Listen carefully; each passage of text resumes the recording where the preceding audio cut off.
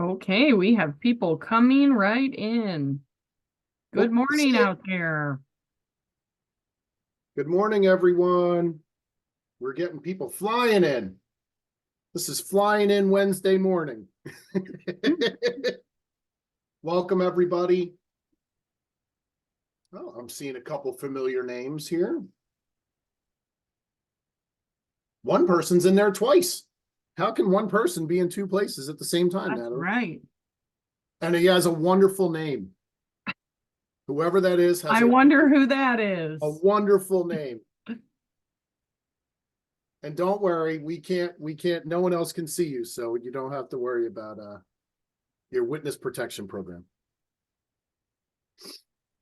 All right, welcome everybody. We're going to wait a few more minutes to make sure we get everybody in. It's supposed to start at 10.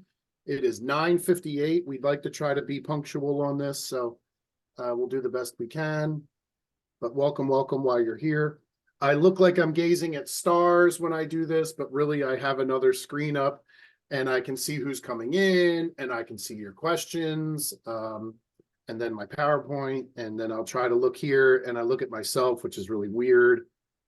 If anybody's ever done a Zoom like this, actually, I guess during COVID, as people were doing more and more communication through virtual, what is this called, Natalie? Is this virtual reality? Virtual. I guess virtual, just virtual, that people ended up really looking at themselves. And apparently that's not good. And I guess really when you look like me, it's really not good.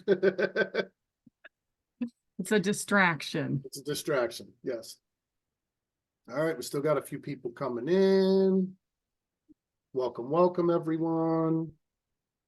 Yes, we do. Thank you out there for jumping on. And I'm glad it's not like our group yesterday when it was raining and people were trying to drive to us. This is a lot more comfortable for you. Yeah, everybody, this is our third event. And yesterday morning at Chelsea, it was raining cats and dogs, literally pouring rain. And I think some people didn't attend because it was raining so bad, I think so. And even today, it's a little gray out today, but I don't think anybody can complain about this February's weather. This has been a phenomenal February. Couple over 70 degrees. We will take it. Agreed. All right. We are just about full here. My 10 o'clock on the dot. My namesake is still on there twice, or maybe I'm their namesake. Who knows? All right. It is 10 o'clock. We're going to get started just a little bit here. The two presenters, because there's two of us here. Natalie, do you want to say who you are first? Yeah, good morning, everyone. I'm Natalie Jensen. I'm the Corporate Marketing Director for Brio Living Services. I am kind of managing the screens over here for James too, so I'll kind of interrupt him every now and then. And I will be in charge of the survey questions that you will answer. So I am happy to be here. Yep. And then just to add to that, as you get to know me more, you'll know that I need someone to help me on a regular basis. And Natalie does that for me and appreciate it so much. But you can tell that we are definitely friends with each other because we may make fun of each other throughout this program, which is usually entertaining. I will try to be nice. Yeah. All right. So my name is James Kelly. I am the Chief Sales and Marketing Officer. I've been at Brio Living Services a little over 6 years. Part of this journey well, actually the entire journey really, Natalie, has been with Natalie. Natalie was the sales director at Chelsea Retirement Community when I first started. And so I make the joke that Natalie was inherited me and I was gifted Natalie. I used that saying for a few people that got stuck with me. Natalie has actually been on the boots on the ground at CRC and knows a lot about the campus and the people that come to look at it, the people that have moved in, and also Cedars of Dexter for anybody that has some interest in that community as well. So without further ado, this is being recorded, so everybody knows. A couple other things, little housekeeping items. On the bottom of your screen, I'm looking up because mine's up. You have a Q&A button, and the Q&A button will be used for survey questions. So not only did you complete a survey and get invited to this, but we're also going to ask you some more in-depth questions as we go through this. And then Natalie, what is their box called that they can ask questions? Is it just called? Yes, so they can use the Q&A if you want to type a question, and I'll be monitoring that. But we do want interaction here, so we can unmute you. I can unmute you in the audience there, and there is a button. It should be on the bottom row of your Zoom that has a little hand, and that's the hand raise. So if you do that, I get a notification and then I can unmute you and we can interact. So we want to encourage that today. Awesome. Okay. So one of the things that I learned over the last 2 sessions is that some people don't know what a focus group is, not really sure why you're here, but you got invited and we asked you for your opinion. And so let's walk through what that is. All right, Natalie, am I missing anything before we start? Nope, great job. Okay. Whoa, that's really big. That was not as big when it was on the PowerPoint at the community. So sorry if this is just in your face here. So a lot of people ask what a focus group is, and I guess I start with that question as to why am I qualified to be here with you to do the focus groups? A main reason that I'm qualified to be here with you is that I did the math yesterday, Nat, when that gentleman asked me how long I worked in the business. I am 32 years working in this business. I did start when I was young. I'm 47. Maybe I'm younger than I look. I don't know. I don't feel that way. I started working for a development firm, which built not-for-profit senior living communities like Chelsea Retirement Community, brand new, all across the country, only for not-for-profit sponsors.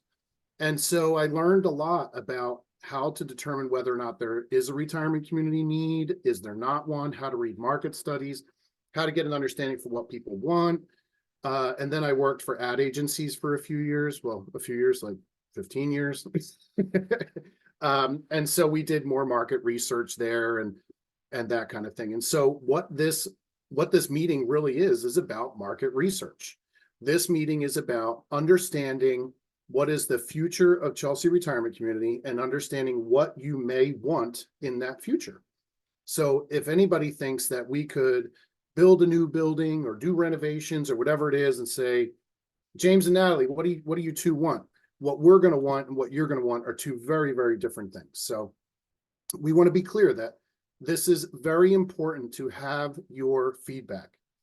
The only hard part about doing this in a Zoom is we don't have this organic back and forth where, one lady yesterday said to her husband, what did he play? He played the accordion. Accordion, yeah. Is that what it was? And the guy goes, I don't want to live next to him.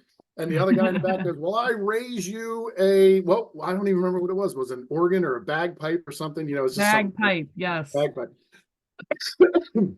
So I just want you to know that this is meant to be fun. This is meant to be interactive, answering questions and those kinds of things. There is no, we're on the wrong slide. Let me go one more slide over. Okay. We're trying to learn what you want. We're shaping the future. This is really the big one. Opinions are like belly buttons. Everybody has one. Everybody's is different. We want to know what your opinion is. There are no stupid questions. There's no stupid ideas or anything like that. And I'll give you an example. I did this focus group once and a woman told me, you don't have a basketball court, so I don't know if I can move in. And remember, this is a senior living community. So this woman's in her early 80s. And I said, ma'am, do you play basketball? And she said, no, I don't. But my grandkids do. And if my grandkids can't play basketball, they may not come over. So apparently she had a basketball hoop at her house and the kids would come over and she'd sit on the bench and watch the kids and talk to the kids while they're playing basketball. That was a really important factor for her. I can't tell you we can build a basketball area, but these are the types of things where it's like, well, how can we get your grandchildren involved when they come over to visit? So you still feel like you're a part of their lives, but yet you're still getting the lifestyle and the services and amenities that you need in a retirement community. So something as silly as a basketball net has turned into an idea of how do we interact better with our grandchildren. So I hope that you feel like you can raise your hand, you can type your questions, you can do whatever you want. I really hope that you feel confident that you're able to step up and ask a question. All right. And I will just note for folks too, that in that Q&A, you can submit questions anonymously. And as we go through the questions, we don't use names either. So we don't need to worry about revealing who you Yeah, are. there's no name shaming here other than me, Natalie. Except us. All right, so the real reason that you're kind of here today is to hear some of the responses that we got from our survey. So I hope to know, I see all these names here. I'm hoping that some of you have actually remember filling out the survey. We mailed out 25,000 surveys. It's about a 25-mile radius. It's not necessarily an exact radius. It's kind of more like, I don't know, vanilla wafer, right? Nella wafer? Are they Nella wafers? Right? All right, so it's more kind of longitude. Is that no longitude's that way? Latitude? I don't know what. No, longitude. He always does this to Doesn't me. matter. I need help. This is why you all have to be in person. So it's more kind of a north and south view. An example would be that we get a lot of people from Albion, and you would think Albion would go to someplace in Jackson. No, they skip right over Jackson and come right to Chelsea. And so some of you may be on this Zoom from Albion, and you probably understand. So there are natural barriers, there's man-made barriers where people will not come to a retirement community. So we just made sure we hit that, that mark. Age and income qualified means that everyone is over the age of 70. They make more than $50,000 a year, and that they have a home value of at least $250,000. And that goes into their general portfolio. So what that means is if you own your own home, chances are you can afford to live at Chelsea Retirement Community. Sound fair, Natalie? Yep. Okay. So this is out of this age group, we got over 800 responses. A typical response rate is 0.5%. Now, clearly, I am a salesman and not a CFO. I don't even know what 0.5% is, but I think we pretty much blew it out of the water with this But one. we were happy with that. A lot of people know about Chelsea Retirement Community and filled out the survey. So some of the questions and answers that I'd like to review with you and then get a little bit more feedback. So I'm going to ask you questions. They're not rhetorical. These are questions that I would love to have some feedback. First one, I'll give you an example. Have you ever visited Chelsea Retirement Community? Most have said no, not yet. 53% have not visited Chelsea Retirement Community. I don't even know how that's possible. The green or the blue there is yes, 38% have visited us. My favorite answer is 8.6%. They don't remember whether they've been there. So that actually cracks me up.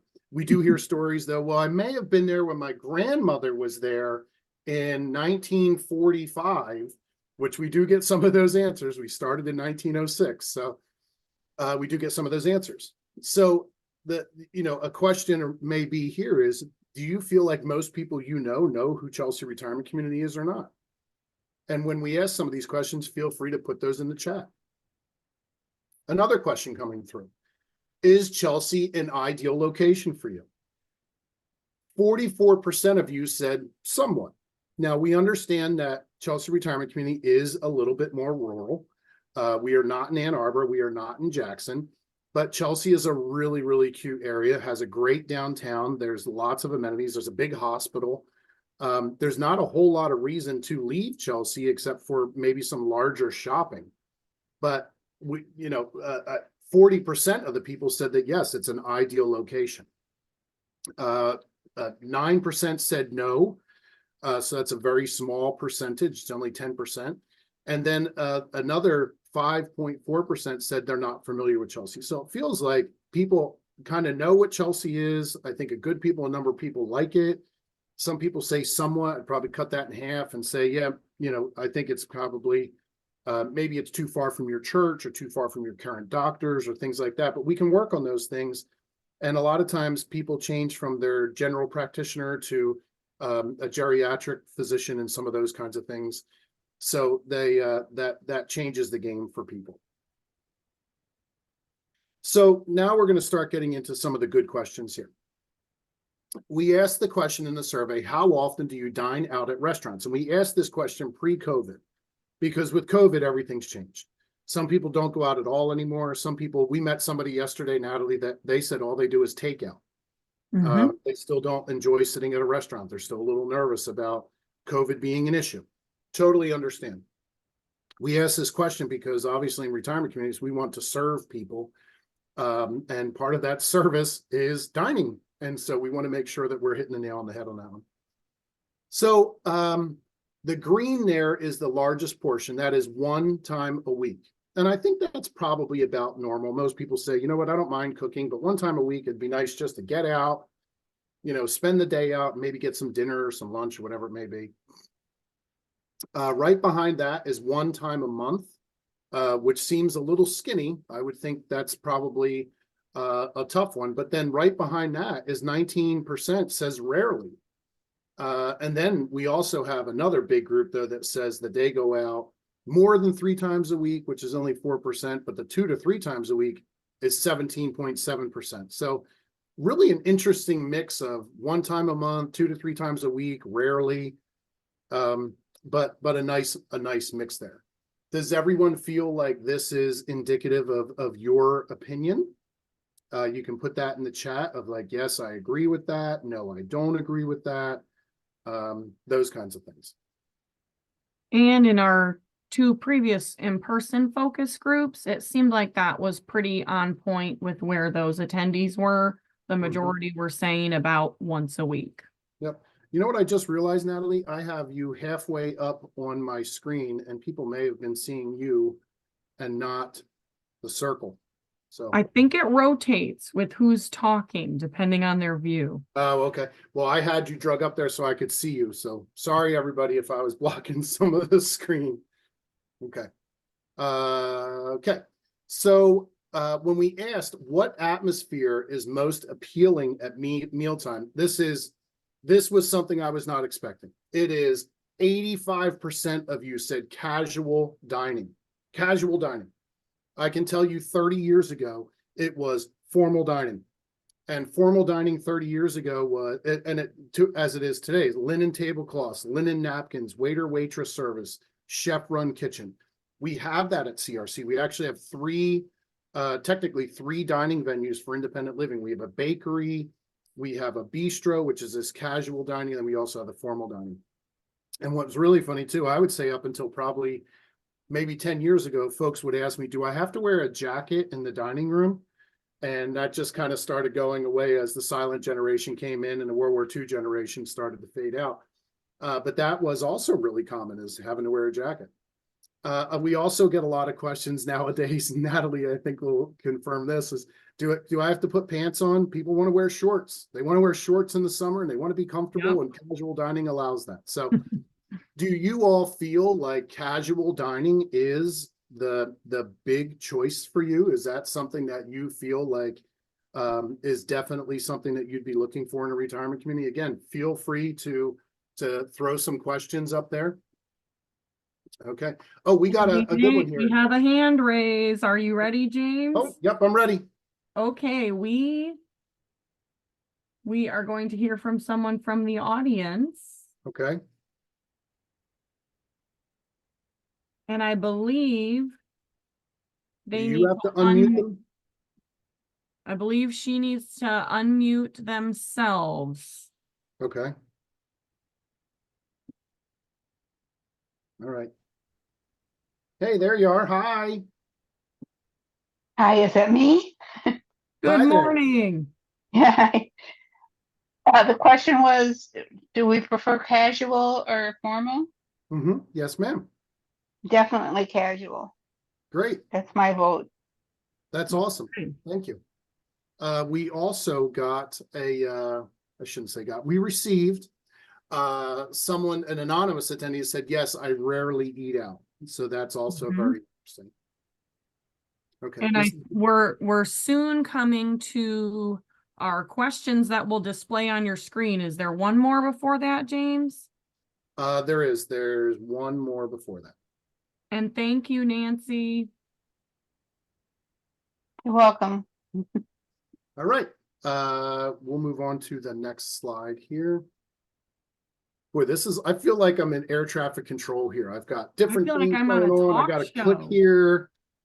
All right, survey questions. All right, hold on. I didn't Okay, get the survey. we're hoping this works here. You are our test here. I am going to launch a poll on your screen, and you should see 3 questions. And James, can you also see the questions? I can. This is extremely Okay, helpful. Yes. perfect. All right, so understanding that in this focus group, we're looking at building something different, doing something different at Chelsea Retirement Community. So we have to get an understanding for what you feel is most important to you. So when we talked about casual dining, we're trying to get a feel for what does that atmosphere look like. And I also learned I cannot give any names as examples because the names get written down. So if you have some restaurants that you would like to attend that you would consider casual, formal, whatever, but we would prefer the casual, could you answer your top 3 restaurants that are casual dining? And I think out there that I have required you to write something. So if you just can't think of 3, that is totally fine. You can just put don't know, or I think it will make you put something though. So I apologize for that. Yep. Yeah, I think it's just the nature of how this thing works that you have to put something down. So we can figure that out. I want to make sure that folks feel like they have enough time, that they're not being rushed. And someone else on our Q&A, while folks are answering, they said they only go casual out to eat. So that is falling right in line with our majority out there too. That's Yeah, kind I of like agree. me. Yeah, if I'm going formal, you're dragging me out there. And somebody else better be paying. That's a very good point. The cost of it is another issue, isn't it? Right. Yep. All right. I think we're okay to move on number 2. Yeah. Okay. We need to talk about this before you answer this question. Chelsea Retirement Community is an all-inclusive retirement community. And what that means is that things like dining and housekeeping and fitness classes and meeting with the fitness person for your own personal goals, meeting with the dietitian, whatever it may be, activities, whatever it may be, it's all included in your monthly service fee. Excuse me. Part of that is we do that because we find it to be much less expensive per resident if it's all included for everyone. If we did it where we said, okay, do you want a meal plan or do you not want a meal plan? We still have to staff the kitchen. We still have to buy the food. We still have to cook it. We have to do all these things. So honestly, there's economies of scale to making food for 100 people versus making food for 50 people. And so you're saving money in the long run of having meals included. And then also, honestly, people want meals included. So my favorite example of this dining dollar program is my friend Natalie and I. So if Natalie and I went to go eat in the dining room, which we have done before, Natalie may get a soup and a sandwich. And a soup and a sandwich is how much, Nat? We'll say $8 at the $8. most. Okay. So if Natalie's getting X number of dollars a month and her lunch is $8 and I'm getting chicken fingers and fries and I'm getting a salad because that makes me feel better about myself with my diet soda, my meal may be $15, Natalie. Is that fair? 15, 16, yep. So Natalie's dollars, if she's only given a certain amount of dollars, her dollars will last much longer than mine. Natalie may get, 35 meals out of that because she eats less. I might only get 15. Yep. So understanding that dollars are included in your monthly service fee. How often would you dine or at a venue or utilize the program at the community? So you only get to choose one, but if meals are included in your monthly service fee, how many meals, how often do you think you would go out to eat? And I don't think you said this, James, but sorry if I missed it. utilizing those dollars could even be coming to pick up a meal and take it home, doing takeout, Yep. or even delivery service. We do have that on the campus as well. So think of it as not only coming to the venue, but also utilizing the program and spending the dollars. That's correct. That is absolutely correct. And honestly, two of the biggest reasons that people choose to move to a retirement community, there's typically like a top 5, but within that top 5 is always a continuum of care and what does the food taste like? So those are 2 big ones. Natalie, can you tell when people have answered the questions or not? So I believe so. I've been trying to look at that. Okay. And I think people are still going through them. So it's good to explain all of these. Okay. And I think I can go like back and forth. So if everyone else can go back and forth, they can kind of change their answers as we're chit-chatting anyway. Another answer here, which I don't know, did we miss this slide? Did I pass this slide? Dinner was the overwhelming response in the survey questions. For which meal they would prefer to utilize. Yeah, Oh, I think we did skip that. Oh, yeah, I did. Here it is. So everybody's on the screen. You can see it. We're seeing in a senior living community, which meal would you most often take advantage of? 76% said dinner. I'd like to have a better understanding why dinner is the meal that you would choose, or even these folks chose. Are the answers correct or not? So if you feel comfortable answering those, please do so. And some of those examples of what we thought they might be, and we expanded on the answers too from our first groups. Socialization, that can be a favorite part of your day, to meet friends in the dining room for your meal. Maybe it's the financial savings. Maybe it's the time of day. Could be the size of the meal. You might want some leftovers, quality of the meal. Someone told us that it takes the longest for them to prepare at home. So that's why they wanted to utilize that. Well, and you got to buy the groceries. You have to prepare the meal. You have to cook the meal. You're eating by yourself. You're not socializing with others. You have to clean up. I think it's just kind of the biggest burden. We have some good questions here. Yep. So one person said prefer lunch as a main meal. Totally understandable. A lot of people do that. And so that is good for us to note. Another person said require gluten-free options. I don't know what happened to us humans over the last 20 years, but gluten-free has become a really big issue, and we are definitely aware of that. I think we actually don't even make a cauliflower crusted pizza. Pizza, yes. Yeah, so I mean, we definitely have gluten-free options. We do have one person that says, I don't see how to answer the questions. I hope that they're popping up on your screen and you're able to click on them. You should be able to just click on a question. Now, I'm not a participant. I'm a panelist, so I don't have the ability to do that, but I hope that you do. So anybody who's on here that works with us, if you could just let me know if that is working appropriately or not. Okay, we do have, my plant in the audience out there is telling me that it just should be on their screen to click. So, okay. And maybe they've gotten it by now too. Yep.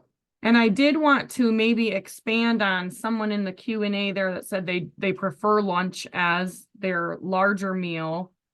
And you are not alone with that either. And I know at CRC, we are open 7 days a week for 3 meals.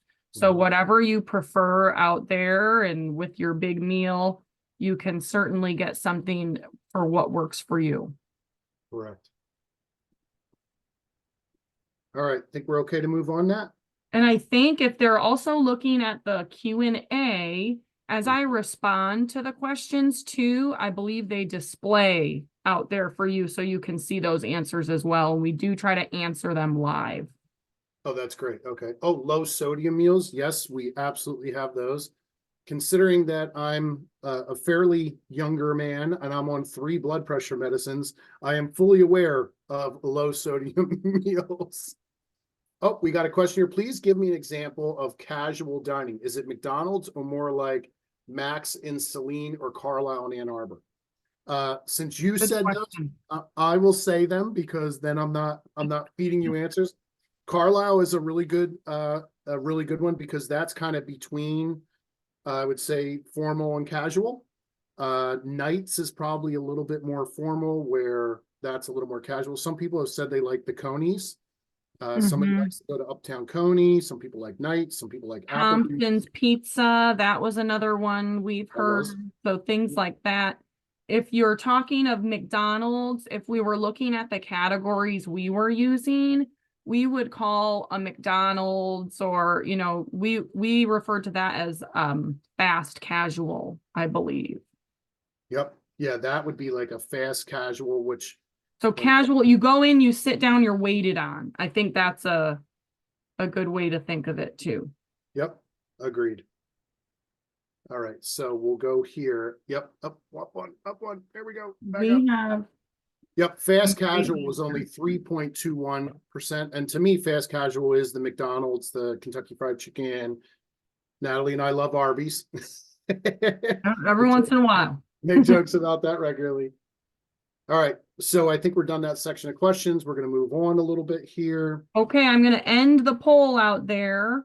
Thank you very much, and we will have more. Great. Okay, another big part for us is, oh, I see the answers now. Oh, yes. Okay, I wasn't sure if that was going to happen, so Do that's other neat. people get to see those too?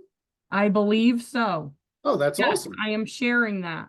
So you Okay. can see as a group out there what your peers are saying too. That's very neat. That's great. That's awesome. Thank you, Natalie. All right, so the next question that we have is, what TV service do you use or expect to have available in a senior living community? So remember, the concept of this is we're looking at building, either building or renovating, but more than likely building a new option for people on the campus of CRC. So the question is if you stream services, do we have to run a cable line into every apartment? That costs money. That could cost $250,000. If you want a cable outlet in each room, that could be even more expensive. Back in the day, just probably, I would say 5 or 7 years ago, people did run cable outlets in every single room. But nowadays, when you sign up for Comcast, they give you a sign in, you download it on your smart TV, the app, and then you're watching TV through that. So we wanted to get a good understanding of what people are doing for in-home entertainment. The winner overall was cable. And when we ask questions about cable in the audience and say, how many people have cable? Raise your hand. It is much less than half now. And I was surprised that it was that way in the last 2 sessions. Yep, I was too. Yeah, most people want the local channels. Some people said they have antennas for the local channel and then they stream. But those were overwhelmingly the 2 responses.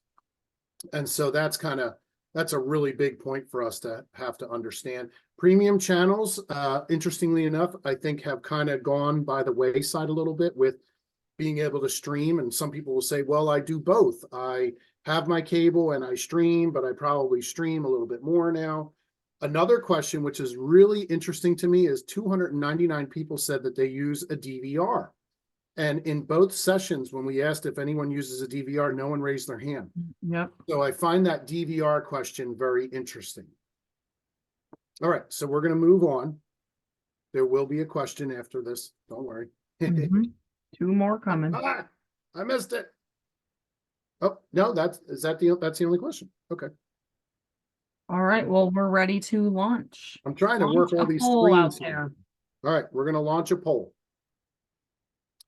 How important is cable television to you as an included retirement community option? So at Chelsea Retirement Community, currently cable is included. We do get a discount for it because we just economies of scale. Again, we purchase so many contracts. But is cable important to you? Is that something that's really going to make you want to move to a retirement community?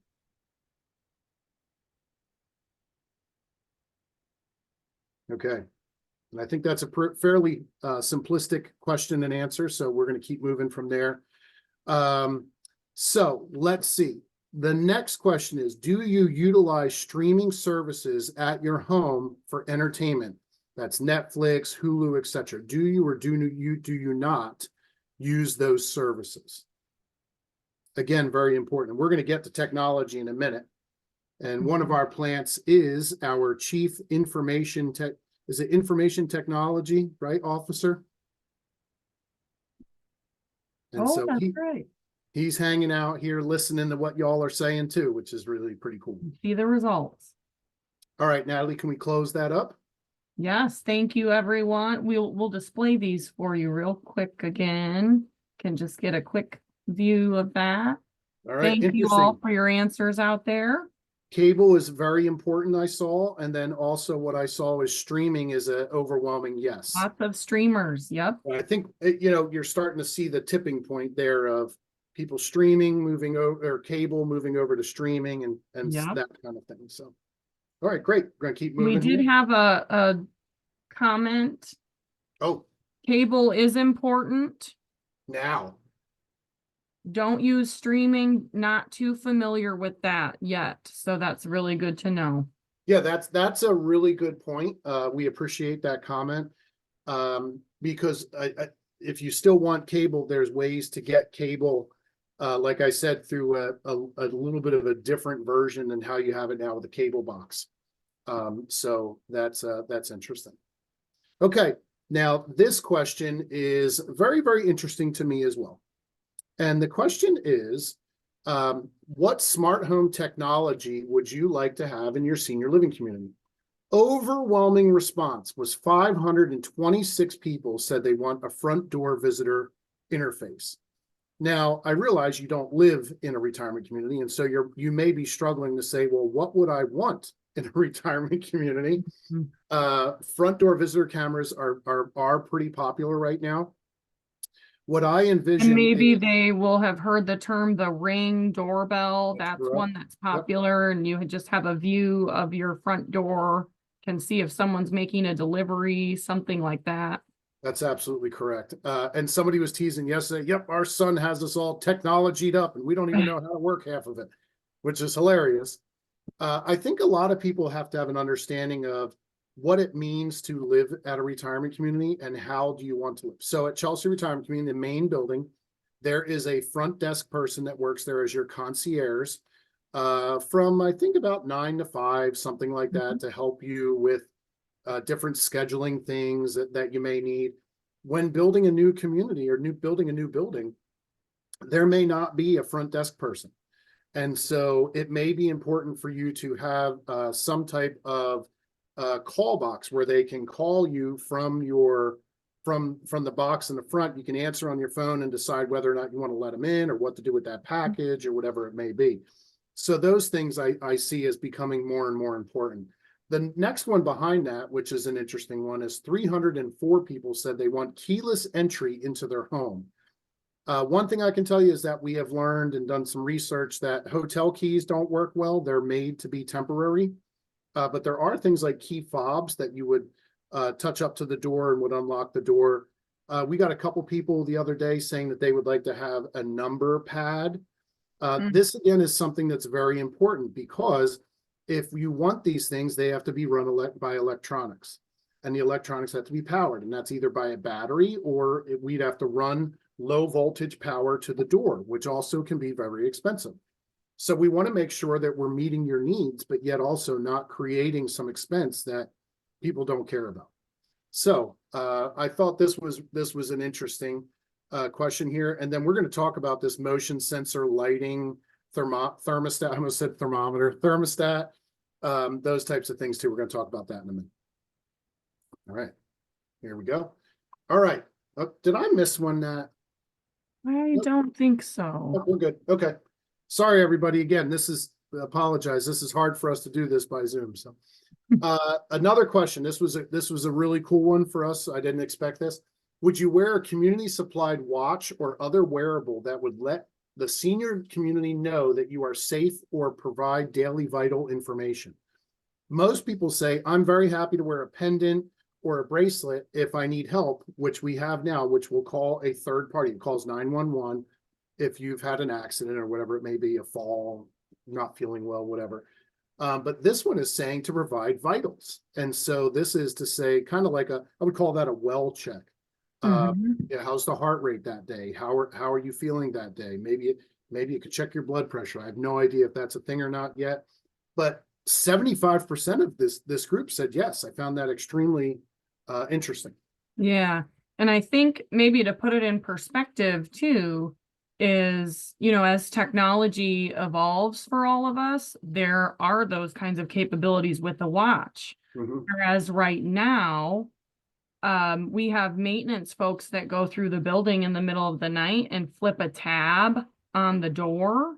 And if the resident opens the door, that tells them essentially, okay, they've come in and out, or, we know they're okay. Well, that can be done in such a different way now, essentially with something like a smartwatch that we wouldn't have to go door to door and flip a tab at all. Agreed. And most people, like Natalie and I, are already wearing that technology anyway. So it's not that different. You're just kind of sharing that information. All right. So another question here, and this one I really like. If provided to you and managed by the community, so that's a very important part. A lot of people are saying, is it managed by you? Yes. Our IT department would provide support for this. Would you be interested in utilizing an Apple iPad or Amazon Alexa when you moved in? 55% of people said yes. That was much more than I thought it was going to be. Yep. One of Agreed. the questions that we're going to, or one of the topics that we talk about regularly is I went to a retirement community a couple months ago, and every outlet was connected to Alexa. And you could name every outlet. And so if you had a lamp in your living room, you could walk into the apartment and say, Alexa, turn on the lamp in the living room. And the lamp turned on. Now, while I think that's super cool, I'm just not sure everybody is really there yet or interested in that yet. And so we're trying to figure out that as we go through too, but apparently that it is definitely something that people are much more interested in than we thought. All right, going to the next slide. This again is a really important slide. The reason this is important is we're going to talk about smart home technology, and we're going to talk about how you're using that technology. So what type of high-speed Wi-Fi internet service would you expect to use in your senior living home? Overwhelming response, 46% said my own Wi-Fi internet just for me. Behind that is the 18%, which is my own high-speed internet service just for me. Behind that is basic internet service. And then we trail behind with I don't need internet access and secure Wi-Fi. So I feel like I need to give a little bit of clarity on this, what we're looking for and what this means. We are a HIPAA regulated business industry, whatever you want to call it. So we have to have very secure internet protocol. So when we would add some internet services to the community or whatever it may be, they follow the HIPAA regulations. So they're really, really good. Again, the chief IT officer is on this meeting as well. He can't say anything. That's on purpose. Sorry, buddy. But it's a really, really big deal. His security is a really big deal, and he takes it very seriously, as he should. Now, the reason that I kind of push that topic is a lot of people think if I have my own router, then my security is controlled by me. The truth is that we can probably control your security better than you would with your own router.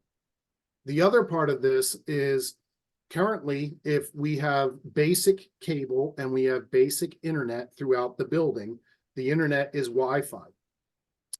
And so the question is, if we're going to build a new building, should we do a Wi-Fi system that would support people's needs, or should we look at doing something a little bit more personal where everyone would have their own router?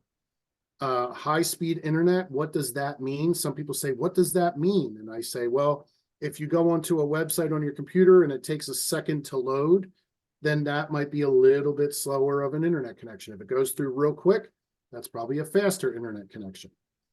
Some people are streaming, and if everyone streams at one time, we want to make sure that we can handle the bandwidth. That might not be the right word. Sorry again, how. But that's something that we're really looking at. But I think that may put an end to the my own Wi-Fi and add a little bit more to the internet service from the community would be acceptable. And then we did have some questions about specific speeds. And that was really an important topic too. And I think that leads to the question of, well, how fast is it? And if it's just basic, how slow is it? And so that's some good points for us to talk about. All right, we're going to go to the next slide here. All right, and we've got ready for questions here. So I have 3 technology related questions to display for you. First question: how important is smart home technology as a retirement community option? So that could be some of the things we talked about, like an Alexa or that door camera, your keyless entry, anything like that is falling into that smart home technology category. Yep. Thank you for the clarification, Natalie. I love this. It's very helpful. I can't remember everything. Natalie can. I don't know how she does it. She's much younger than me. That's probably what it is. All right, think we're okay to go to the next question? I think so. Yep. We're All right, getting so- some answers coming in. Okay, this is one of my favorites. If you were provided a tablet, which most people in the survey said that they would like a tablet, Amazon Alexa or similar digital device, what conveniences would you like to utilize it for? And I think these are some really good options. So if you were in your apartment and you said, I wonder what's for dinner tonight, click, touch the screen, dinner menu pops up. Oh, there's baked chicken tonight. I love the baked chicken and Alfredo sauce. I'm definitely going to go downstairs for that. So that's more referencing. That could be the reservation portion, or you could order the food to go. If you said, man, remember, oh, I missed the part here, Natalie. We're a maintenance included community, 100% maintenance free. So if your light bulb goes out over your sink, you don't have to do it. You just put in that maintenance request and you just say light bulb out and over sink. They come in, they change that light bulb for free. If your dishwasher isn't working, your garbage disposal, your refrigerator, replace it or fix it for free. Everything is included. So you'd be able to do maintenance or transportation or concierge assistance quite easily from that tablet.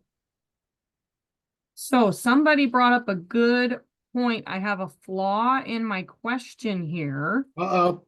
This question was supposed to be a select all that apply Ooh. question, and I believe you are being forced to pick one of those. So any comments in the chat, the Q&A that you can give us is helpful on that. I did hear from someone that they would probably use it for all of those conveniences, and that is exactly the kind of information we need. That's right. And I am sorry about that question flaw there.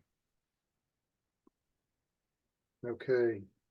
Natalie, before I ask this last question, we do have another question in the chat, and it's how would you manage security? Now that came in at 1040, it is 1046. So I'm assuming that this question is around internet and not the front door. Was this a front door question? I would want some clarification because I'm not sure what time it came in and if we were talking about the door or internet type security. So just to try to cover all the bases here, if it is the front door, the door to that apartment building, if we do not have someone there 9 to 5, it would be locked. So outsiders and residents would only have access. That's correct.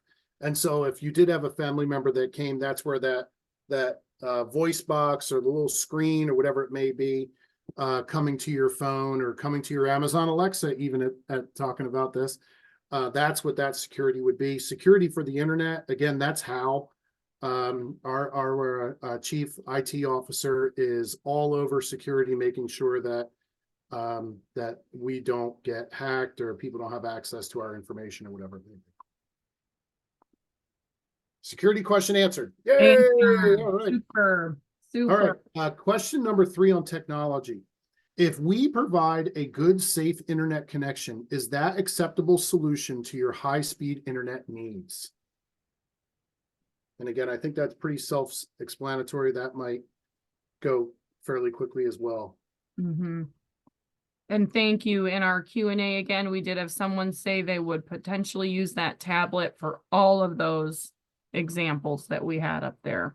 Awesome. And I will tell you, thank you, everyone. I cannot tell you how much I appreciate this information and that you're sharing with us. There's a number of people that are writing questions and things up here. And that really means so much. So thank you very, very much for taking this seriously and helping us with the future of Chelsea Retirement Community. All right, And now it feels like we're actually talking to people too. So yeah, not just each other. yeah. Natalie and I have been working together for 6 years. We talk to each other every day. She's probably I tired. want to talk to you all. All right, Nat, are you going to close that up? I can close that up. Okay, Thank you very much. thank you. All right, we're going to move on here. Okay. And we are getting close here too. Thank you so much, everyone. All right. Trying not to skip slides. All right, there's 18. Okay. This one's pretty cool. Do you currently employ a housekeeping service? We had someone in the first focus group, which I thought it was very funny. They go, do you mean a cleaning lady? That's exactly what we mean. A housekeeping service that would come in, vacuum your carpet, wash your kitchen floor, wash your bathroom, those kinds of things, that kind of housekeeping issues that people really don't want to do. We can get more involved in that as well. Each apartment, I think we talked before, has a full kitchen. It's a full range, oven, dishwasher, refrigerator, also does have a washer and dryer.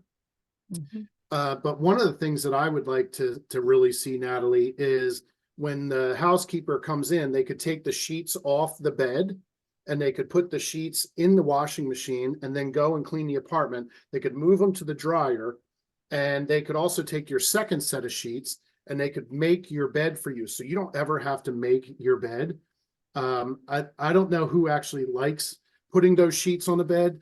I don't even know how to fold them. We cannot fold them, no. I can unfold them and I can put them on the bed, but man, how nice would that be to not have to worry about that?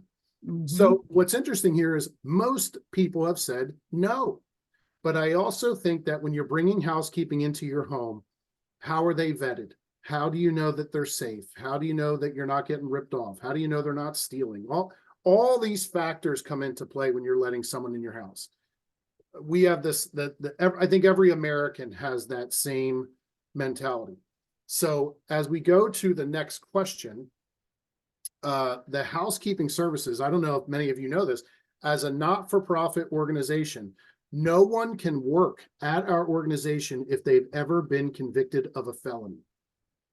So if you were 18 years old and you stole something and that was a felony, you can't work here when you're 65 years old. Now, I'm not super psyched about that idea because someone probably has repented in their life in that amount of time, but the legal factor of not allowing anyone being convicted of a crime to work in the community, it's also really important for the safety and protection of our residents.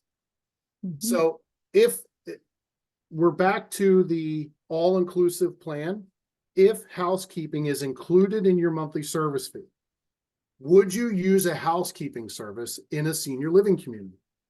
And I think that's when I can launch this, James, as well. Okay, yeah, that is the next question, right? Yep. Thank you very much. Okay, you should have a new poll up on your screen. Understanding that housekeeping is included in the services at the community, would you plan to utilize that? Yep. And a comment in the Q&A as well. someone is saying, well, if I use it or not, that'd be dependent on, can I do it myself? So that makes sense too. Yeah, a lot of people do like to do it themselves. They're a little more particular. I guess that the fact is, it goes back to that all-inclusive plan where it is literally just cheaper for us to have a housekeeper do everyone's apartment. So the hard part about this is you probably still pay for it even if you don't use it. And I think most people out there have had the chance to answer this. I am going to end this poll. Okay. All right. All right, great. Thank you, Natalie. All right, and then here we go. Take a little bit of time. Let's try that again. Okay, that's our question. All right, value proposition. This is always an interesting topic as well. We realize that in many cases, you can live less expensively in your own home. Many of you may currently live less expensively in your own home. When you take into account dining, you take into account housekeeping, transportation, activities, socialization, there are things that you can put a price dollar on of saying, all right, well, if I go out 2 times a week, what's that going to cost me? If I get housekeeping, what's that going to cost me? There's a priceless point here to say that you could live in a retirement community and have socialization at your fingertips and have a lifestyle that's very different than you have now. You can't always put a price tag on that. And so this is definitely, do I want that type of lifestyle if I was to move to a retirement community? When we ask the question, what factor would you consider most important when deciding to move to a retirement community?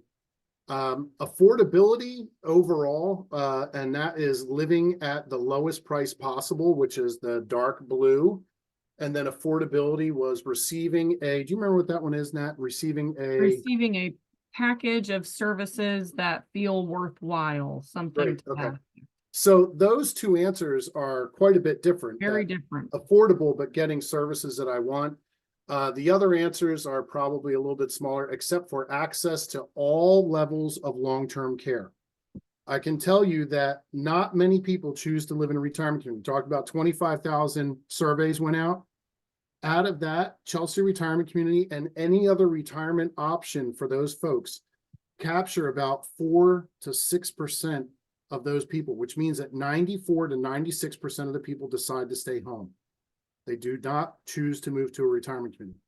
What I can also tell you is that 7 out of 10 Americans require some type of long-term care throughout their life. So whether it's by your will or God's will, you may need some type of long-term care throughout your life. And a lot of people that move to retirement communities decide that they would like to have it right there. If you ever need a hip replacement, you can go right to the rehab that's right at Chelsea. You could go right to assisted living. If you ever have some memory issues with yourself or a spouse, that's right there on campus. So interesting to see that these are some of the options that people have chosen. Mm-hmm. So also part of this is, in an all-inclusive package of offerings, what would you identify as most beneficial? Now, here we go. This is why dining was such a hot topic before.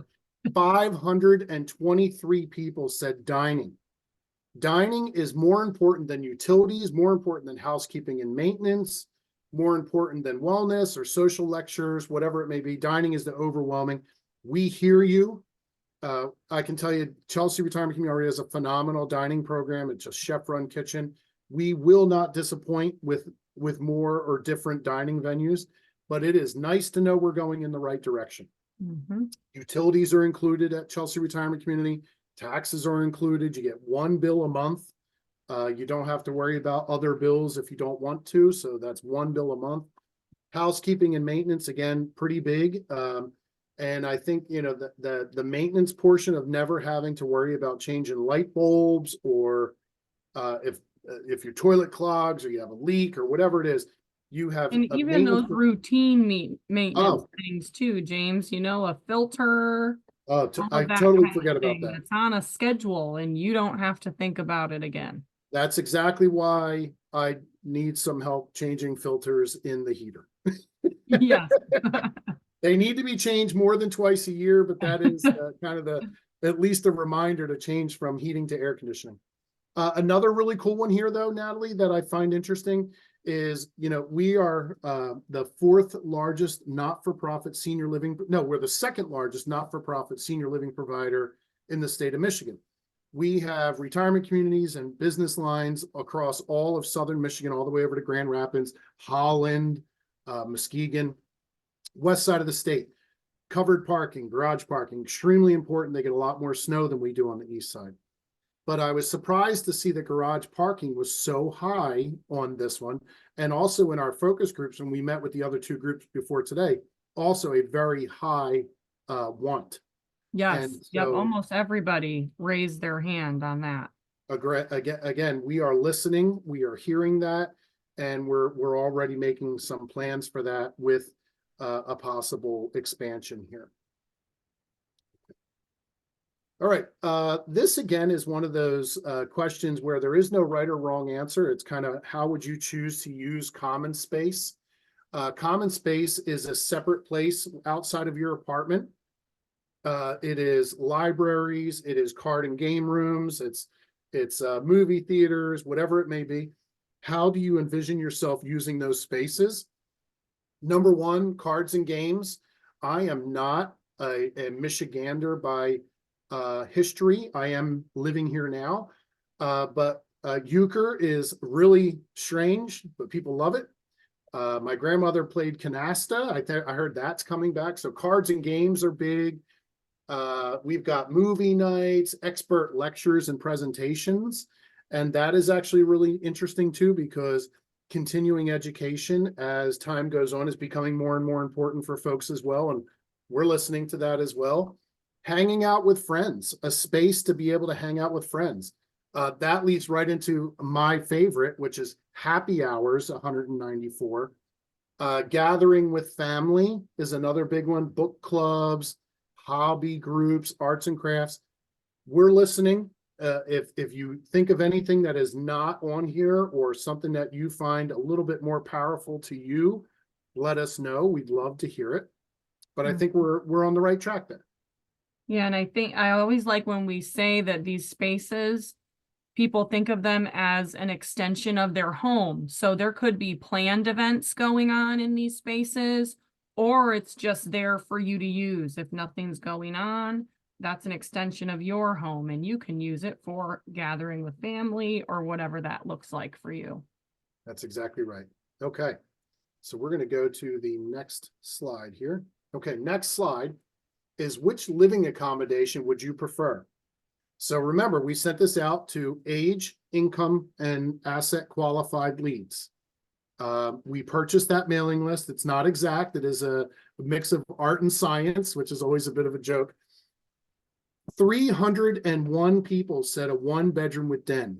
We're on the same track. We're thinking a 1-bedroom, 1.5 bath apartment. We understand that having that second half bath is important to a lot of folks. You may as well just put it in there, a 1-bedroom apartment with 1 bath, and you have a visitor and they have to use your private bathroom. That can be tricky. Followed right behind by a 2-bedroom apartment. We think that's another very viable choice. Chelsea Retirement Community, quite honestly, does not have enough 2-bedroom apartments. So that's really important that people are hearing that and saying that. 2-bedroom apartment with den, the number drops down a little bit more. We're going to talk about that den in a minute. The duplex and single family home, those are very important. Chelsea Retirement Community, we're going to talk about this in a minute, has 56 single family homes, duplex homes, whatever you want to call them, but they're their own single floor plan, 1 and 2 car garages. Very, very nice. We have over 100 people on the wait list. Well, not over, almost 100 people on our wait list for those. But what we're also hearing is a lot of people are saying, well, I don't want to live in one of the Prairie Cottages, but the Dancy House apartments are too small for me. The building is quite old and we're working on combining apartments and things like that, but I don't think it happens fast enough. And quite honestly, I think the space just isn't conducive to us adding apartments like that. So this is why we talk about building this new building. And if most people want a 1-bedroom with den, we need to listen and try to answer what the market wants. Okay, we're going to go to the next slide here. Next slide is, if you were to have a private outdoor space, select your most desirable style. The most desired style is 31.75% with a 3-season room. That is followed pretty closely behind with a screened-in porch, which Our to me is, screened-in porch is the most, oh, screened-in porch was the most with 34. and You're we right. were Sorry, Mary. surprised by that, actually. I was surprised by that because I would think that in Michigan, that means that that room is inoperable for how many months out of the year? At least a 3-season room, it can be. But I will add, Natalie, that someone said the other day, a 3-season room, it's either hot as blazes in the summer, or it is too cold in the winter Or to sit out cold, there. right? And so we're listening, and I think part of that is if we're building this with this concept in mind, that we would make sure and take special precautions that that room receives the heating and cooling that it really needs. Yep. Yep. Okay. Deck was interesting. People were thinking about a deck or a balcony. Patio was a big one. I think one of the large choices for patio is probably doing a little bit of gardening at their own apartment. Something I want to share with you at Chelsea Retirement Community.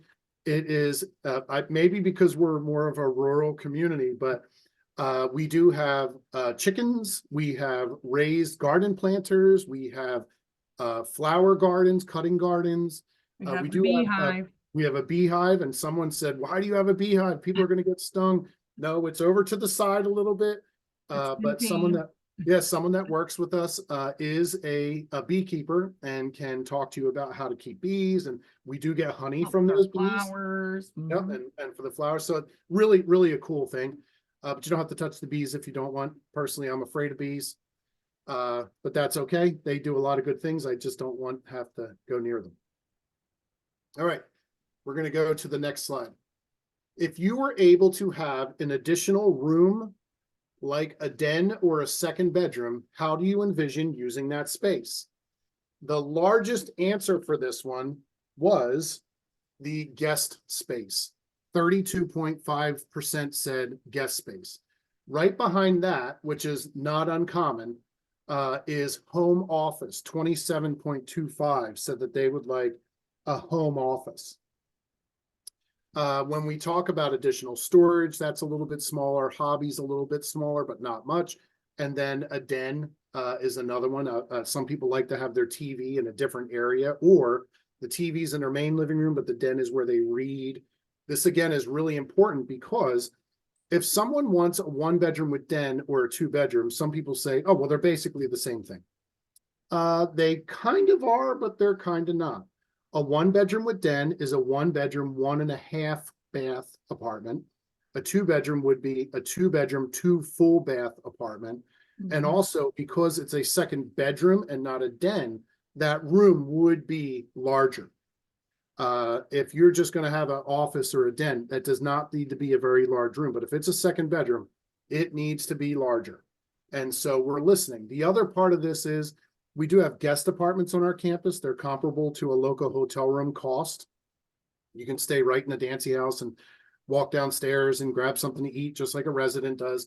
We also have accommodations with, that's not the right word. We have affiliations with local hotel rooms, local hotels that we get rooms at a cheaper rate. So that's helpful as well.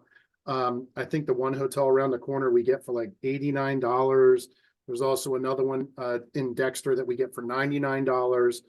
So there's options around that are good for folks that want to stay. The reason I say that is some people say, well, I have to have a second bedroom. Why do you feel that you have to have a second bedroom? Well, my kids come and visit. Okay, that's awesome. I love that your kids come and visit. How often do they come? They come twice a year. Okay, for twice a year, you're paying more money for you to live in that apartment when they could come and stay at at a guest apartment or a local hotel. So that helps people choose what kind of apartment they want as well. Mhm.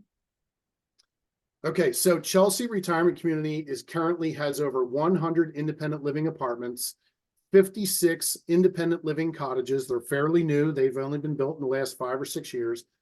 Would you potentially be interested in a new independent living offering at Chelsea Retirement Community? Largest answer is maybe. I love a maybe because as a salesman, that's not no. We'll take a maybe. And yeah, and maybe some of those people will say, well, maybe if you have this, maybe I would move in. So I like that answer. That's followed closely behind by I'm not sure. To me, that means that people just need a little bit more information about what it is. I would say what it is and where it is. Mhm. So proximity to the current campus and the current amenities and some of those kinds of things. Again, I agree. It's important. Almost 20% said yes. Only 12% said no. So it feels like we're going in the right direction with some of these.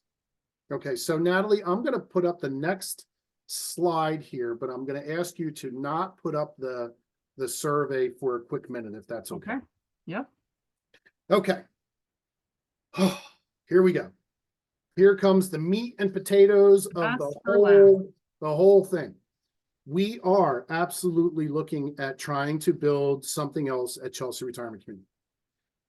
We've done market studies, and the market studies show that there are enough people that want to move to Chelsea, but also enough people living in the area that are looking for a retirement option, that the current number of apartments or houses, both at Chelsea Retirement Community and other retirement communities that are in the area, are pretty full.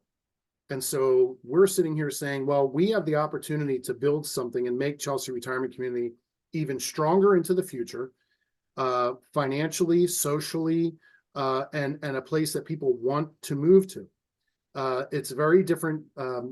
It's a very different choice to say, yes, I'm going to move to Dancy House and I'm going to move to a 650 square foot apartment, versus saying, yes, I will move to a new apartment building at Chelsea because it's 1,300 square foot and it's a big 2-bedroom and it's got 2 bathrooms and it has a 4 seasons room, not even a 3 seasons room. So is that something that people are looking for? I believe that they are. What we're trying to get a handle on here is, because of the layout of the campus, the building cannot be attached to the existing Dancy House building, the existing apartment building, which is where the 2 dining rooms are. It's where the theater is. It's where the chapel is. It's where the card rooms and game rooms are. It's where a lot of these common space, this massive fitness center, wellness center, which is just this amazing building. If you haven't seen it yet, I would come out just to see Come that. on out. It's Mhm. super cool. And so the problem is we cannot attach that building. We cannot do it. So the next question, Natalie, if you can put that question up, this will help us a lot. And we're almost done, everyone. Almost done. 2 Almost done. questions here. Okay. Understanding the current campus layout, is it acceptable to build this expansion separate from the main independent living building? It would not be a far walking distance. You would have to cross, I would say, a driveway. It would be a 2-lane driveway, one of our roads that go through the campus. You'd cross that, and you'd probably have about 15 yards on each side of that. Now, we could do our best to try to cover that walkway as much as possible until you hit the road, but we can't create a tunnel. We've had that question. Can we create a sky bridge? We can't have that. You're going to have to walk outside. So the question is it acceptable or is it not acceptable? So if you could please answer that question, I would love to see the answer. Mhm. I think the garage question, or the garage piece, does come into play too, because either you walk or you drive to the Dancy House. So if you have your Correct. garage. can And hop you know, in your Natalie, car. that's a really good point, because the other day somebody said, well, if it's an apartment building, how do you have a garage? And we're looking at building garages into the half of the ground floor. The first floor of the building would be garages. Everybody would have their own individual garage. It would be about a Mhm. car and a half. It's a deep garage. which would give everybody the ability to have their own garage. So you'd be able to hop in your car and drive over, or do you have a short walk? All right, I think that's enough time for everybody to answer that question. This is another really big one here that we're looking for some feedback on. Yep.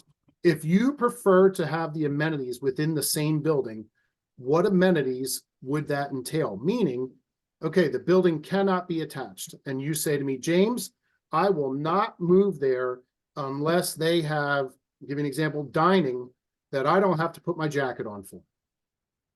I will not move there unless I have some common space to play card games or have a happy hour in my own building without putting a jacket on. Does that make sense to everybody? We're looking for, if you said no to the question of the building is not attached, what would make it acceptable that you would possibly move into a community to an apartment building that is not attached to the main building? What amenities would be in there that you would find appealing? Oh, great question here too. We'll get to that in 1 second. Mm-hmm. All right, Natalie, is there a way for you to, well, we can exit that question. I believe everybody's had enough time, do you think? Let's give them 1 more minute. Okay, while you're filling that out, oh my gosh, this is so funny. We got the same question twice. The question is, who can I contact to learn more about the community and take a tour? Now, Natalie, I did not create the last slide with someone's contact information on there. Yes, another flaw. No, that's so. But, so because somebody put in that chat, who can we contact? I just published that answer for you out there. So you have the sales director information in the answer that is within the Q&A, but that person is Christina Manley, and her email address, it's pretty easy. CMANLY@mybrio.org. That is MYBRIO.org. And I will type that again. We did have a second person ask that, and I'm going to put it out there again, and hopefully you have it in print. That's great. Thank you, Natalie. So everyone, as Natalie, oops, sorry, did you say something that? Nope, just thank Okay. you for asking that out there. So before we end this is the end of the presentation. If you could, on the question and answers, if you have any more questions, please ask them. And while we're waiting for people to think of some of those questions, I'd like to know, do you find this type of setting useful? Did you find this entertaining? You chose not to come to the community, and I don't know why that is. That's okay, but you chose this as an option. Do you find this platform to be suitable? Did it meet your needs? Is there anything we could do better or different to help people understand who we are, what we do? We would really appreciate any feedback. Feedback is a gift, and we take it that way. So we always want to try to be better, different, and try to help people understand who we are and communicate. So if you have any questions, I need to Yeah, sorry. thank the person in the chat that gave us the idea. We can email all of the attendees today. We can email out that contact information that we should have put here as our final slide. So we will do that. That's perfect. That's perfect. Oh, we have our first suggestion, perhaps some video of the campus. I think you're right. When the people came to the campus, they drove on the campus, so they saw it. Maybe if we had a map, that would help people understand where everything is on the campus. That's a great suggestion. Thank you so much. And you have been participating this whole time. You get an absolute gold star for the day because it's been so helpful. I make a joke about it. I can't tell you how sincere I am and thankful for you to do that. Okay, so here's another question. Will you email answers to various questions to all? We will not email the questions to you. What we will do is, as we gain more information, so this is kind of a multi-part series. You're the first leg of the stool. We're asking you what you want because you are the folks that would be moving into the community in the future. So you're step one. Step two is the residents. The residents, to ask them, what would you be looking for in the future while you're living here? The next step to that is family members. We ask family members, you know, your family member has lived in our community.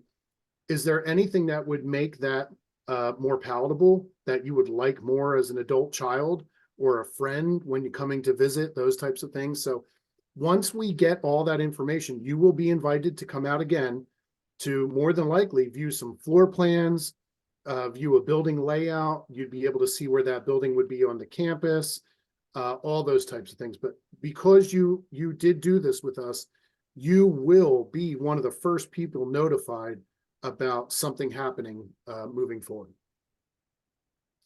All right, next Couple question is, things I should mention too, as I answer questions, as I type them, they're displayed for folks, but a good question about what the partnership or the connection between the Cedars of Dexter and CRC, and are they comparable living options? That would be a good one to answer out loud. okay, so actually Cedars of Dexter and CRC are sister communities. We do own both of them. They're designed very differently. Cedars of Dexter is single family homes or duplexes or triplexes, just like Prairie Cottages at Chelsea Retirement Community. The difference is that there is no assisted living, memory care, or skilled nursing on that campus.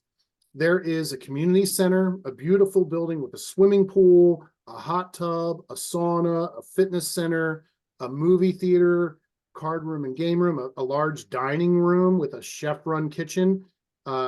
Just to toot our own horn, we ate there last week. We had frog legs for leap year last Thursday. That was great. That was absolutely delicious, and it was fun. But that's really independent living only. The Chelsea Retirement Community has the continuum of care, has assisted living, memory care, skilled nursing, rehab. There's houses, there's apartments, there's multiple dining venues, not just one restaurant. And then also, as we're looking at moving towards the future, there could possibly be another dining option with this building. We also have a bakery on campus where if you would have attended yesterday, you would know that there were, what are they, apple turnovers and cheese turnovers? Danishes, just delicious homemade muffins. Pastries. I should eat one right now to make everyone jealous. But that's the real difference. Another good question here is, when might the new residences be available? Yes, two questions related to time frame. Okay. Here. So my hunch is that we will have some floor plans probably late summer or into the fall that you'd be able to see that. We may start taking deposits as early as the fall, but it may likely be not until the spring that you'd be able to see the final layout of the building, the final apartment plans. We do these meetings to make sure that we're going down the right path, to make sure that we're looking at what you really like. And so if we show you the floor plans in the fall, we may have to tweak the building and the floor plans enough to get it back out next spring. If we started selling it in the spring, you're looking at probably a 2-year plan. So if that is spring of 25, that we would start taking deposits, spring of 27, it would probably open. Spring, summer 27. I'm also an optimist, so bear with me on that one. And then I think that answers the other question. Do you plan to build an expansion apartments within the next 3 years? If not, what is your time frame? So it's probably 2.5 to 3 years from now. So that's pretty good. Another question here. I'm not sure my income is, there's nothing after that. I'm assuming that's acceptable. Well, and I think it's probably related to the question above, is there a counselor for residents? I think that's actually probably the same. Okay. Let me answer this question the best way I can. That is, we run a financial analysis, a free financial analysis for anyone that looks at Chelsea Retirement Community. It is an actuarial program. It tells you what logistically would you be able to afford over a period of time. well, how long would you live actuarially to other retirement communities in the country? And it would tell you right away how long you would live there and what the percent of risk is that you would need assistance and that kind of thing. It does not need to be zero. That is not a reasonable factor. We typically run about 25%. If there's a 25% risk and you running out of assets and throughout your life, we typically would accept you. Once you are accepted, this is a really big point. Once you are accepted, we have something called benevolent care. Benevolent care is specifically designed for folks that run out of assets due to no fault of their own. I've worked in this business long enough to see Enron go down. People lost their pensions. People live longer than their assets. They just outlive how much money they thought they would have. You will never be asked to leave. I can tell you personally that Natalie and I both, in our paycheck, every paycheck, we donate money to the Benevolent Care Fund because we believe in our hearts that no one should ever be asked to leave a care setting or a retirement community because you can't afford to live there anymore if it's no fault of your own. If you gave all your money to your crazy Uncle Larry and then I'm paying out of my paycheck to help you live here, I'm probably going to be upset, as many others would. So we just look at trying to use that as diligently as we can to make sure that people are getting the care that they need, but also that no, we don't ask anybody to leave. So I hope that's helped. Okay. Yeah, and I think just to put that simply is recommend to have you come and see us. Our sales advisors are extremely knowledgeable and helpful and can go through those costs with you. And as Right. you got a little bit further, there is a financial qualification process that would spell things out. Agreed. Okay, another question here. If I'm already on the wait list for Dancy House, do I need to make a separate payment to get on the wait list for the new building? The answer to that would be yes. The wait list deposit would be different for the new building because we were going to have to borrow money to build this new building. And the banks are going to want to see that very clearly we have enough people interested in it before they would lend us the money. So that's probably the best one. Is there a large upfront cost involved? Chelsea Retirement Community and Cedars of Dexter, they're both entrance fee communities. And what that means is that you would pay a entrance fee upfront. It's typically at or below the cost, the value of your home that you're currently living in. It is a contract for life tenancy and services. It's not a real estate transaction. You don't own it. It's not a rental. The best part about it is you could live there for 10 years, never do anything to it. You don't have to worry about the roof. You don't have to worry about the refrigerators. You don't have to worry about anything in there. Do pay nothing, no home maintenance. And 90% of that original investment is returned to you or your estate. And then there is a monthly service fee. The monthly service fee is what it cost us to run the community for 1 month. That is your utilities. That's team members. God bless you, Natalie. That is team member salaries. That is insurance, whatever it may be. It's literally the cost of running the community. We're a not-for-profit organization. We do not charge exorbitant rates just for the sake of doing so. We make sure that we are covering our costs and that we are good stewards of the organization financially, but that's about it. We do not have exact numbers on that right now. Okay, can you use amenities while on the wait list? I actually don't That know. one I didn't know the answer to. Yeah, I don't know the answer to that. I think it depends on what it is and what you want to do. Residents always come first. So I know they open up like the swimming pool to any team members. We call ourselves team members, not employees. If we wanted to go swimming, we're more than welcome to do that. But if residents are in the pool, residents come first. So we either need to mind the residents and stay out of their way or not swim because the residents are in the pool doing something. And that is a great question there for our sales advisors as well. If we get the opportunity to meet with you in the future. Yeah, I know for a while there, in dining's the biggest thing that people want to do. We were not able to take credit cards from the outside. I believe we're able to do that now, but I'm not 100%. That's a good question to ask Christina Manley. She is the sales director at the campus. All right, well, I think we got everybody's questions answered. And if you are interested in joining the wait list sooner for what we have now, we did see this question as well. You can do that at any time with one of those sales advisors as well. Christina Manley can help you with that also. Yeah, one last question, I think. When can you get on the wait list for this project? It'll probably be sometime this fall or early next spring. All right, well, I think that's it, Natalie. Natalie, I think we did an excellent job. We Take that, made it. Natalie. So thank you, everybody, for attending. We really appreciate it. If you have any questions, please let Christina know. She can get in contact with either Natalie or I. And I can't tell you how much I appreciate you being here. Thank you, everybody. Have a great day. Thank you. Bye-bye.